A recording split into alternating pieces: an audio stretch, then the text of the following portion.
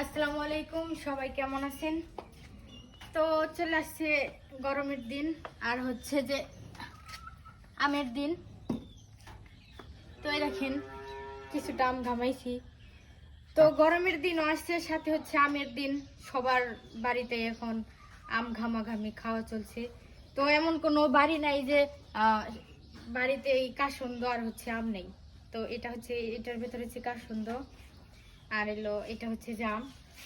তো এদিকে ডালার মধ্যে অনেক আম আছে, এগুলা আমার মামার বাসা থেকে দিছে আমাদের। তো অনেক মিষ্টি আমগুলা, দেখতে ছোট হইলেও অনেক মিষ্টি, অনেকগুলো আছে। আর আরেকটা কথা হচ্ছে কি, মামা বেঁচে থাকলে, নানা নানি বেঁচে থাকলে দেখবেন যে অনেকটাই কদর থাকে। আমার মামা আমাকে যখনই তাদের বাসায় কোনো ফল, আম, জাম, কাঁঠালের দিনও আসছে, তো এগুলো সবই পাঠায়। যার মামা আছে সেই জানে। তো আমারও মামা আছে, পাঠাইছে। আর মামা বাড়ি, নানা বাড়ি ততদিনই যাওয়া যায় যতদিন মামা আর নানা নানি বেঁচে থাকে। তো দোয়া করি আল্লাহ জানে তাদেরকে বাঁচিয়ে রাখে, তারা যতদিন বেঁচে থাকবে আমাদের কদর থাকবে। তো দেখেন কত কিছু পাঠাইছে। আর হচ্ছে এই যে আম ঘামাইছি, আজকে হচ্ছে যে পাকা আম ঘামাইছি। হ্যাঁ, গাছের মামাই দিছে। এই দেখেন অনেকগুলা মরিচ দিছি, একটু খেয়ে দেখাই, অনেক মিষ্টি। খাইছো যে বিসমিল্লাহ কইছো? হ্যাঁ,